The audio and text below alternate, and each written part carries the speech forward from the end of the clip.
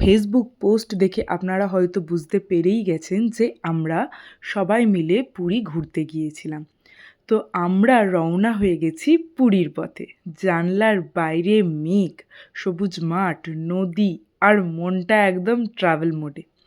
পুরী বলতে প্রথমেই মনে পড়ে সমুদ্র, মন্দির আর অসাধারণ খাবার।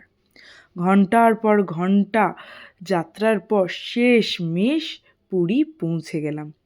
পুরী পৌঁছে আমরা প্রথমেই চলে গিয়েছিলাম হোটেলে।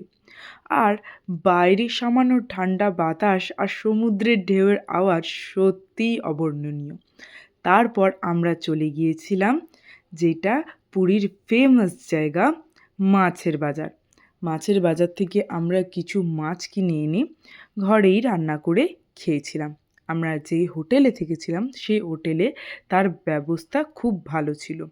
তো তারপরেই চলে গিয়েছিলাম আমরা সোজা সমুদ্রে। কিন্তু সমুদ্রের ক্লিপ আমার নেওয়া হয়নি।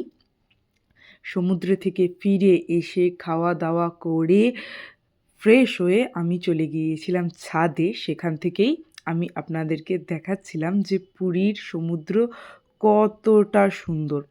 প্রথমবার যখন ঢেউ এসে পা ছুঁয়ে গেল মনে হলো যেন পুরী যেন তার নিজের ভাষায় বলছে, ওয়েলকাম টু পুরী। এখানে লোকজন, বালির রং, ঢেউয়ের শব্দ সব কিছুই এক শব্দে ম্যাজিক। তারপরই সন্ধেবেলায় বেরিয়ে পড়েছিলাম বিভিন্ন ধরনের খাবার টেস্ট করতে। পুরী বা যে কোনো জায়গায় আমরা যখনই ঘুরতে যাই তখনই ওই সব জায়গার ফুড কীরকম কী সেটা টেস্ট করে দেখতেই হয়।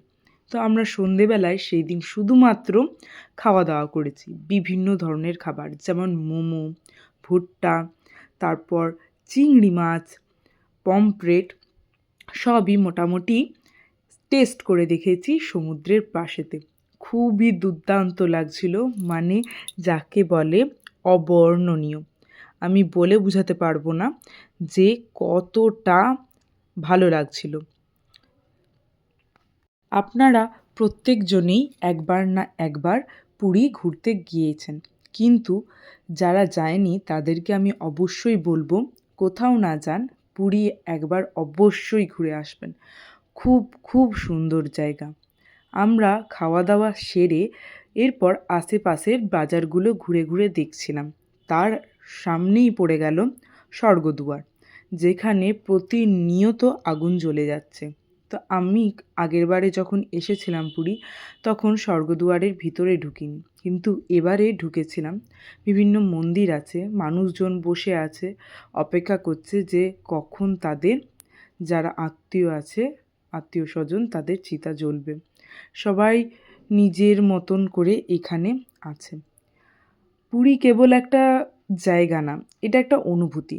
এখানে আসলে মন ভালো হয়ে যায়, ক্লান্তি দূর হয়ে যায়, আর মনে গেঁথে যায় অসীম স্মৃতি।